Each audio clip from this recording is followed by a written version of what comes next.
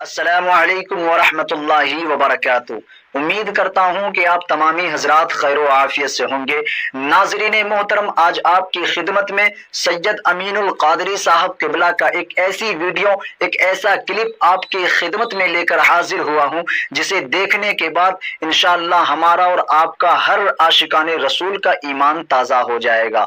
जी हाँ दोस्तों, सैयद अमीनुल कादरी साहब किबला का वो वीडियो जिसमें सैयद अमीनुल कादरी साहब किबला बयान कर रहे हैं कि अल्लाह के रसूल सल्लल्लाहु अलैहि वसल्लम से पूछा गया कि या रसूल अल्लाह सल्लल्लाहु अलैहि वसल्लम, अल्लाह मुसीबत किस पर डालता है, अल्लाह तकलीफ किस पर डालता है? तो मेरे आका सल्लल्लाहु अलैहि वसल्लम ने फरमाया, सबसे बड़ी आजमाइश और मुसीबत अगर किसी पर आती है तो वो पहले अंबियाए कराम पर आती है। जी हाँ दोस्तों, अंबियाए कराम से बढ़कर कोई मुसीबत में नहीं रहता। जी हाँ दोस्तों, आइए इस बयान को मुकम्मल सुनने के लिए सैयद अमीनुल कादरी साहब किबला से हम सुनते हैं, फिर हमें सही तरीके से मालूम होगा, सही तरीके से समझ पाएंगे। लेकिन दोस्तों, गुजारिश करता हूं कि वीडियो देखने के बाद वीडियो पसंद आए तो वीडियो को लाइक करके चैनल को सब्सक्राइब करके दोस्तों में शेयर जरूर करें। आइए सैयद अमीनुल कादरी साहब किबला का हम ये बयान को सुनते हैं, फिर आगे हम बात करते हैं। पहले सैयद अमीनुल कादरी साहब किबला के इस बयान को सुन।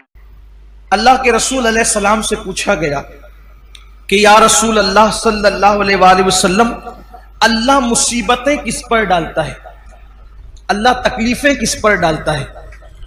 तो मेरे आका अलैहिस्सलाम ने फरमाया, सबसे बड़ी आजमाइश और मुसीबत अगर किसी पर आती है तो वो पहले अंबियाए किराम पर आती है। अंबिया से बढ़कर कोई मुसीबत में नहीं रहता। हम लोग किसी पर मुसीबत देखते हैं तो बोलते ओ ये तो इसको किए कि सजा मिल रही। अगर किसी को कोड़ हो जाए, कोई कोड़ी हो जाए, कोड़, किसी को जुजाम हो जाए, कोई नाबीना हो जाए, अंधा हो जाए, तो लोग उसके बारे में मजहबी महफिलों में भी डिस्कस करते हैं कि उसको उसके किए की सजा मिल रही है। अल्लाह से माफी मांगो, ना कहा करो। उसकी वजह यह है, अगर वो मोमिन है, अगर वो मोमिन है और कोड़ी हो गया, जुजामी हो गया, है मुसलमान, तो अल्लाह तबारक व ताला उन लोगों को उस वक्त जन्नत में दाखिल फरमाएगा। अभी तक लोग कब्रों से कुछ उठे होंगे, कुछ उठने वाले होंगे, उससे पहले अल्लाह उनको जन्नत में दाखिल फरमाएगा। मैं अभी हदीस पढ़ूंगा उस पर आपके सामने। इसलिए किसी मुसलमान की तकलीफ पर कोई डिस्कस ना किया करें, किसी मुसलमान की मुसीबत पर कोई, कुछ लोग नाबीना होने पर भी कोई अंधा हो गया, अच्छा था अंधा हो गया, उस पर मजाक उड़ाते हैं। मजहबी हलकों में बाज़ाब्ता स्टेजों पर मजाक उड़ाया गया उन बुजुर्गों का जिनको आखिरी उम्र में लंबी उम्र होने की वजह से या ज़ौफ होने की वजह से आंखों की बीनाई चली गई थी। क्या क्या उनको नाम दिए गए, हालांकि लोग ये भूल गए कि हिब्रुल उम्मा, रईसुल मुफस्सिरीन सैयदना अब्दुल्ला इब्ने अब्बास रदी अल्लाह ताला भी आखिरी उम्र में नाबीना हो गए थे। लोग कहते हैं अपने किए की सजा भुगत रहे। मैं कहता हूं इब्ने अब्बास ने क्या किया था? हजरत जाबिर इब्ने अब्दुल्ला अंसारी, जिनके घर हुजूर अलैहिस्सलाम की दावत मशहूर है, आखिरी उम्र में वो नाबीना हो गए थे। कई सहाबा के नाम लिए जा सकते हैं जो आखिरी उम्र में नाबीना हो गए थे। लेकिन यहां तो बस इल्म नहीं है, बल्कि अगर कुछ पढ़ा, हमने कुछ पढ़ भी लिया है तो हमारे इल्म पर हमारी जिहालत गालिब आती है। किसी भी मुसलमान और मोमिन को तकलीफ में देखो, हमने कोई उस पर डिस्कस नहीं करना, बस ये दुआ करना अल्लाह इसकी मुश्किल आसान कर दे और हमें इस मुसीबत से बचा ले। जो लोग नाबीना हो जाएं और मुसलमान है, जो नाबीना हो जाएं मुसलमान है, या पैदाइशी नाबीना हो या बाद में अंधे हो जाएं बुढ़ापे की वजह से या किसी मर्ज की वजह से, किसी तकलीफ की वजह से, उनके लिए बशारत यह है कि औरों के लिए अल्लाह तबारक व ताला कभी कभी तजल्ली फरमाएगा, यानी कभी कभी पर्दे उठा करके उनको अपना दीदार कराएगा। लेकिन जो नाबीना हो गए थे, अल्लाह फरमाएगा मैंने तुमसे आंखें छीन ली थी और तुमने उस पर सब्र किया था, अब जब तक तुम चाहते रहोगे मैं तुम्हें दीदार अता करता रहूं। जब तक चाहते रहोगे मैं तुम्हें दीदार अता, मगर शर्त यह है कि वो सब्र करें।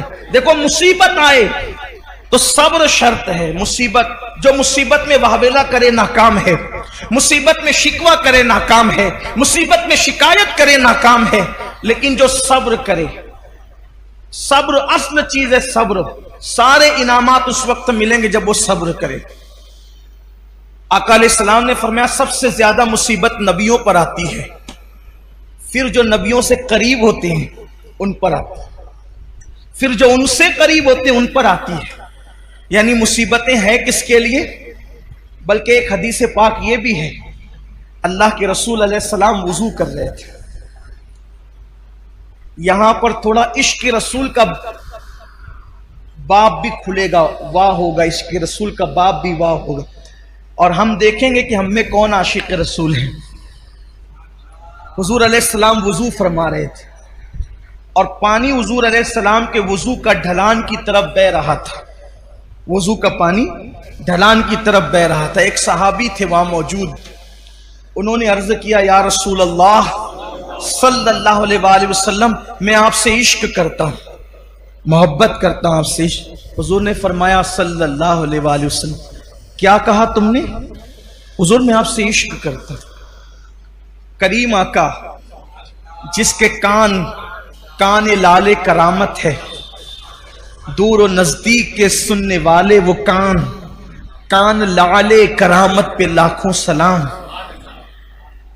हुजूर अलैहिस्सलाम ने तीसरी बार पूछा, क्या कहा तुमने? हुजूर मैं आपसे इश्क करता हूं।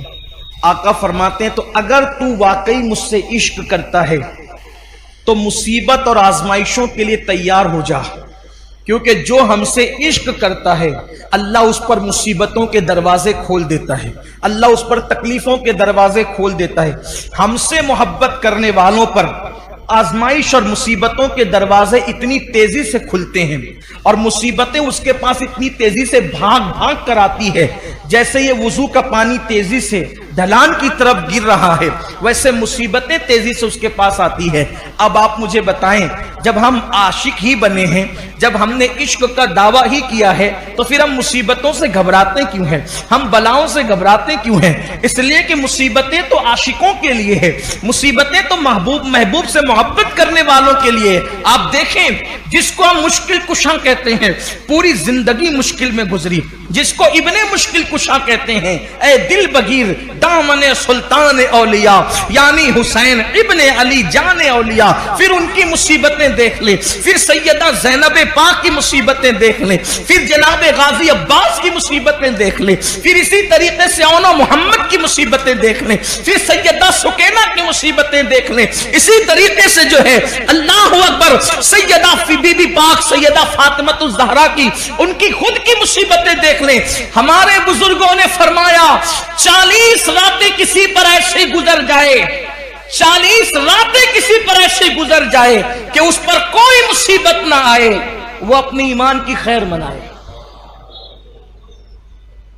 वो अपने ईमान का एहतिसाब करे 40 दिन के अंदर। अब उसको इमाम अहले सुन्नत ने बहुत खूबसूरत अंदाज से मुज़य्यन किया, फरमाया 40 रातों में तीनों में से कोई एक आना चाहिए, इल्लत, ऐन से इल्लत, औ से किल्लत, वाल से जिल्लत, इल्लत किल्लत जिल्लत। 40 रातों में से एक मकाम ऐसा आना चाहिए, कोई एक रात में इल्लत, या तो बीमार पड़ जाए, सर दर्दी हो या बुखार आ जाए,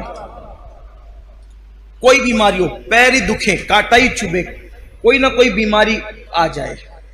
अगर बीमारी ना आए, किल्लत, पैसे खत्म हो जाए, 40 रातों में कभी कोई डब्बा भी बच जाए, हम भी खाली हो गए, तो मुश्किल भी आए कि यार कुछ लाना भी है, जेब भी खाली है।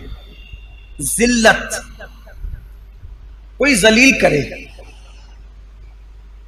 देखो, अब यहां अपने ज़ौक़ के मुताबिक बात करना चाहता हूं। कोई आशिक हो और जलील ना हो, मुझे उसके इश्क में शक है। क्यों? इसलिए कि दीवाना ही तो जलील होता है। दीवाना ही जलील होता है, फरजाने थोड़ी जलील होते। फरजाना तो कपड़े संभाल के चलता है, उसकी इस्तरी फरजाने की समझाने के लिए कह रहा हूं, उसकी इतनी टाइट रहती इस्तरी कि वो जो स्त्री ने इस्तरी की है तो उसके फन को भी लोग हैरत से देखते हैं। वो बैठता इतने अदब के साथ है कि उसकी अदाएं काबिले तारीफ होती है। फरजाना खाता इतने नजाकत के साथ है कि उसका खाने पर भी डिस्कस होती है कि क्या अदब का अंदाज है। लेकिन जलील किसने होना है? दीवाने ने।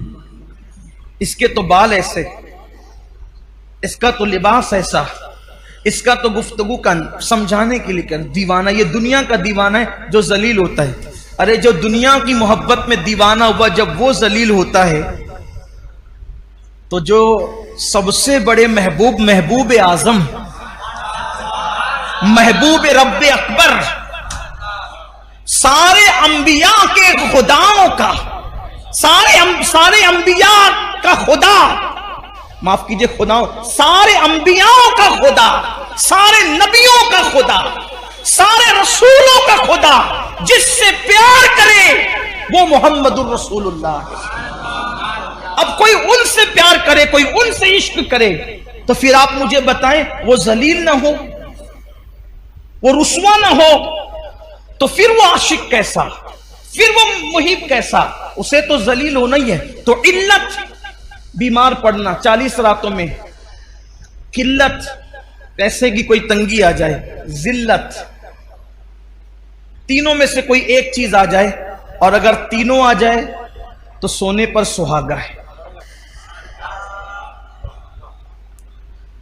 मैं यहां पहुंचकर तो यह जरूर कहता हूं कि 40 रातें नहीं, बल्कि शुक्र के तौर पे कहता हूं कि 10 से 11वीं रात नहीं आती, 2 चीजों से तो साबका पड़ता ही रहता है। इल्लत भी हो जाती है, इल्लत भी हो जाती है, और आलमी पैमाने पर फेसबुक और यूट्यूब पर और व्हाट्सएप पर कुछ जिल्लत भी हो जाती है। तो दिल को इत्मीनान होता है कि अभी ईमान का तोता उड़ा नहीं है, अभी ईमान का तोता उड़ा नहीं है। और रही बात जिल्लत की, तो हुजूर ताजुश शरिया ने बहुत अच्छा शेर कहा था,